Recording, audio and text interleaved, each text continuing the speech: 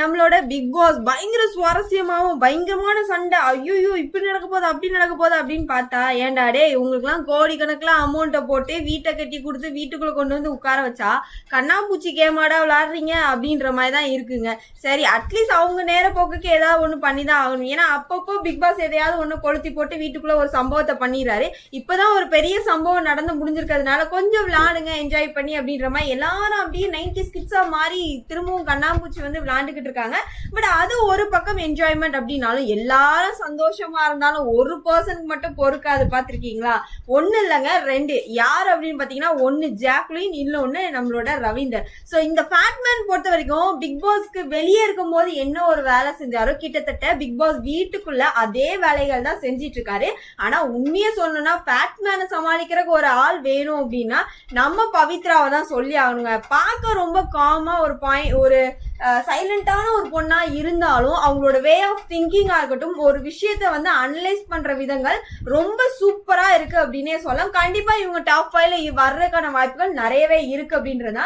ஏன்னா ஒருத்தவங்ககிட்ட மூஞ்சி அடிச்ச மாதிரியும் பேசாம அதே டைம் அவங்க என்ன திங்க் பண்றாங்க அப்படின்ற விஷயங்களையும் ரொம்ப அழகா கலெக்ட் பண்ண விதங்கள் எனக்கு ரொம்ப பிடிச்சது அப்படின்னே சொல்லலாம். இப்போ ஃபேட்மேன் பொறுத்த வரைக்கும் அவரால் பிசிக்கல் கேம் விளையாட முடியாது இல்லையா? ஸோ மைண்ட் கேம் நிறைய விளையாடுவாங்க. முடிஞ்ச அளவுக்கு எல்லாரையும் மேனிபுலேட் பண்ண ட்ரை பண்ணிக்கிட்டு இருக்காரு.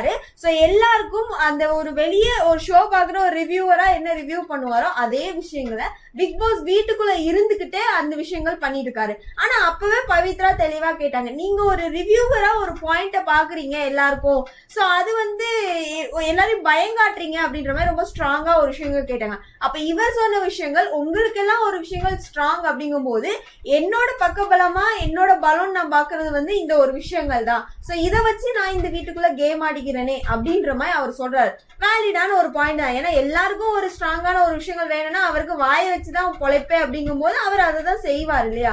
சோ நீங்க பண்ற விஷயங்கள் மத்தவங்களை பயங்காட்டுது அப்படின்னா அது என் கேமு, நீங்க பயந்தா நான் என்ன பண்ண முடியும் அப்படின்ற மாதிரி இருந்தாங்க. சோ தெளிவாயிட்டாங்க பவித்ரா அவர்கிட்ட பேசினதுக்கு அப்புறம் அப்படின்றத பார்க்க முடிஞ்சு. அதுக்கான ஒரு விரிவாக்கம் தான் இன்னைக்கு நடந்திருக்கு அப்படின்னே சொல்லலாம். என்ன அப்படின்னா, நம்மளோட ஜாக்லின ஃபேட்மேன் வந்து முடிஞ்ச அளவுக்கு கன்வின்ஸ் பண்ற ஒரு சம்பவம் ஒரு சைடு, இன்னொரு பக்கம் பவித்ரா கிட்ட இருந்து நிறைய இன்சிடென்ட்டை கறக்கணும் அப்படின்றக்காக அவர் முடிஞ்ச அளவுக்கு பேசி பேசி பேசி நிறைய விஷயங்கள் ட்ரை பண்றாங்க. ஆனா பவித்ரா பயங்கர ஸ்ட்ராங்கா மைண்டை பிக்ஸ் பண்ணிட்டாங்க அப்படின்ற ஒரு விஷயங்கள் மட்டும் தெளிவா தெரிஞ்சுது. அப்படின்னா ஏன் அப்படின்னு சொல்லி பாத்தீங்கன்னா, இப்ப பொண்ணுங்களுக்குள்ளதான் நிறைய ஃபைட்ஸ் வருது. இந்த பொண்ணுங்க ஃபைட்னால என்ன ஆகுதுன்னா, பசங்கள்லாம் ரொம்ப யூனிட்டா இருக்காங்க. சோ இவங்க எல்லாம் தான் ஃபன்னா இருக்காங்க. ஏன்னா இங்க சண்டை போட்டுட்டு இருக்கும்போது அவங்க எல்லாம் அங்க வசீகரா பாட்டுக்கு டான்ஸ் ஆடிட்டு இருந்தாங்க, நம்மளோட விஜய் விஷாலும் சத்யாவும். சோ இந்த ஒரு சம்பவம் வந்து பாக்குறதுனால மக்களோட ஒப்பீனியன் வந்து டோட்டலா சேஞ்ச் ஆகுதுன்றத அவர் கவனிச்சிட்டாரு. இன்னொன்னு என்ன அப்படின்னா, இன்னும் சண்டையை மூட்டி விடணும் அப்படின்றக்காக பவித்ரா வச்சு ஒரு கேம் ஆடுறாங்க. பொண்ணுங்களுக்குள்ள ஒரு ஒற்றுமை அப்படின்ற ஒரு விஷயங்கள் கண்டிப்பா கிடையவே கிடையாது அப்படின்ற மாதிரியும் நான் வந்து அதை ப்ரூவ் பண்றேன் அப்படின்ற மாதிரி சொன்னாங்க. சோ பவித்ராவோட பதிலடி அப்படின்றது தரமா இருந்தது.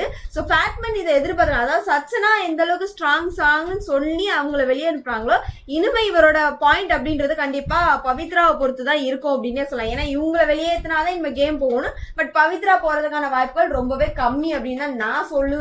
இன்னும் தொடர்ந்து வரப்போற எபிசோட்ல, ஏன்னா ரொம்ப ஸ்ட்ராங் கண்டஸ்டன்டா இருக்கிறாங்க அப்படின்றது. இன்னொரு பாயிண்ட் என்ன அப்படின்னா, நாங்க ஒத்துமை இல்ல அப்படின்றது நீங்க எப்படி சொல்லலாம்?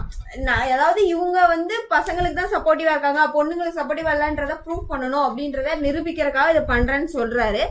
அவங்க சொல்ற ஒரே விஷயங்கள், நாங்க ஒத்துமையா இருக்கணும்ன்றத வந்து 24 மாமா மச்சான் தோல் மேல கை போட்டுட்டு நாங்க வந்து ஆடிட்டு பாடிட்டு இருந்தாதான் ஒத்துமை அப்படின்ற ஒரு விஷயங்கள்லாம் கண்டிப்பா கிடையாது. இப்ப நேத்து கேப்டன்சி டாஸ்க் அப்போ பொண்ணுங்க பசங்களான்றப்போ எல்லாரும் ஒத்துமையா சேர்ந்து அந்த இடத்துல கேம் ஆடணும் இல்லையா? அதே மாதிரிதான் தேவைன்னு வரும்போது நாங்க அதை பார்த்து போமே தவிர அதுக்காக எங்களுக்குள்ள ஒத்துமை இல்லை அப்படின்னா சொல்ல முடியாது. சண்டைகள் வர்றதுதான். பட் அதை நீங்க எப்படி தப்புன்னு சொல்ல முடியும் அப்படின்ற மாதிரி பயங்கரமான ஒரு செருப்படி ரிப்ளையா அவங்க கொடுத்ததை ஆக்சுவலா அவரே எதிர்பார்க்கலாம்னு நினைக்கிறேன். ஏன்னா அவரே பயங்கர ஷாக்கிங்கா தான் பார்த்துட்டு இருக்காரு. இல்ல இதுக்குதான் சொன்னேன் அப்படின்ற அந்த சமாளிக்கிற மூமெண்ட் பயங்கர ஃபன்னா இருந்தது அப்படின்றத என்ன இருப்பாங்க. சோ இந்த பாயிண்ட் எல்லாத்தையும் கலெக்ட் பண்ணிட்டு பவித்ரா அவங்களோட ஒர்க்கா ரொம்ப கரெக்டா நேரா போய் என்ன பண்றாங்கன்னா, தர்ஷா குப்தா கிட்ட இதெல்லாம் சொல்றாங்க. நீங்க தயவு செய்து ஏதாவது ஒரு பிரச்சனைனா பசங்க சைட்ல யார்ட்டையும் சொல்லாதீங்க, அவங்க நமக்குள்ள யூனிட்டி இல்லைன்னு நினைக்கிறாங்க அப்படின்ற மாதிரி ஒரு விஷயங்கள்லாம் சொல்றாங்க. சோ ரொம்ப அழகா அவங்க எந்த அளவுக்கு பாயிண்ட் சொல்ல முடியும் மூலியமோ டீசெண்டா அதை சொல்லிட்டு போனாங்க.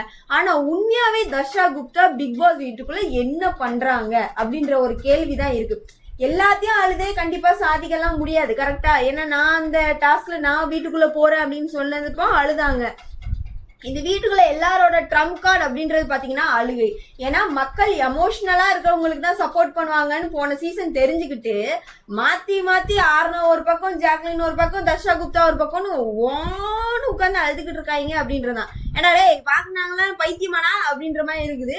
சோ இந்த ஒரு விஷயங்கள் போனதுக்கு அப்புறமா என்ன ஆகுதுன்னா, இந்த பத்தி தர்ஷா குப்தா வந்து ஜாக்லின் கூட சொல்றாங்க. இப்போதைக்கு சொம்பு அப்படின்னு சொல்றதுன்னா ஜாக்லினுக்கு இருக்கிறது தர்ஷா குப்தா தான்.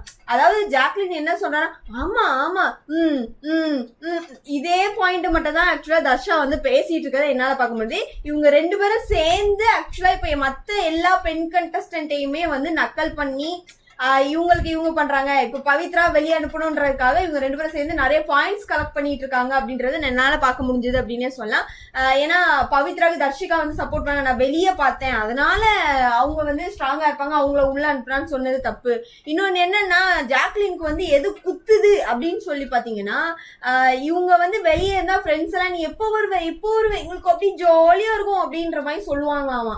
ஆனா இந்த வீட்டுக்குள்ள நீங்க வந்தாலே ஒரே சண்டை, ஐயோ இரிட்டேட் ஆகுது அப்படின்ற மாதிரி சொல்றாங்க. அது அவங்களால ஏத்துக்க முடியலையா மக்களே அப்படின்றதான் நம்ம வந்து அந்த இடத்துல பார்க்க முடியுதுன்னு சொல்லலாம். கொஞ்சம் ஏத்துக்கோங்க, அவங்கதான் கதறாங்களே, யாராவது ஒருத்தர் ஏத்துக்கோங்களேன் அப்படின்ற மாதிரி தான் இருக்குது. சோ இண்டிவிஜுவல் கேம் தான் ஆடணும் கண்டிப்பா, இல்லைன்னு சொல்ல. அது கேம்னு வரும்போது ஆடுங்க. ஏன் ஒரு ரூமுக்காக வந்தனாலே நான் இண்டிவிஜுவல் கேமர், எல்லாரையும் தனியா விளையாடுங்க. யாராவது ஒருத்தருக்கு தான் டைட்டில் அடிக்க போது அவர் ரவீந்தர்லாம் பேசுறாருப்பா, பாக்குற நமக்கே தலை சுத்துது. இந்த பொண்ணு அவர் பாயிண்ட்ல இருந்து தள்ளவே மாட்டேங்குது. அவரு நான் உன்னைய வீட்டுக்குள்ள அனுப்பாம விட மாட்டேன், வீட்டுக்குள்ள அனுப்புனாதான் என்னால நீ வீட்டுக்குள்ள போயிட்டேன்ற மாதிரி மக்கள் பாப்பாங்க, இது என்னோட கேம். ஐயோ பார்க்கக்கூடிய நம்ம தான் மண்டைய பிச்சுக்கணும் போல் இருக்கு. உண்மையா இன்னும் கொஞ்ச நேரம் இந்த எபிசோட்ஸ் வந்து பாத்துட்டு உங்களுக்கு தெரிஞ்சுக்கோ. ரவீந்திரம் ஜாக்லினும் பேசின விஷயங்கள் பைத்தியம் பிடிச்சிருச்சு அப்படின்னே சொல்லாங்க. ரெண்டும் வந்து நீ சொன்னதை நான் ஏத்துக்க மாட்டேன், நீ சொல்றதை நான் ஏத்துக்க மாட்டேன், நான் சொன்னதுக்கு நீங்க வாங்க, நீங்க சொல்றதுக்கு நான் ஐயோ அப்படின்ற மாதிரிதான் இருந்துன்னு சொல்லலாம். எனிவே இந்த ஒரு சில விஷயங்கள்ல இருந்து இவங்க யாரை ஹைலைட் பண்ணிட்டே போறாங்க அப்படின்னா பவித்ராவை ஹைலைட் பண்ணிட்டே போறாங்க அப்படின்றதுதான்.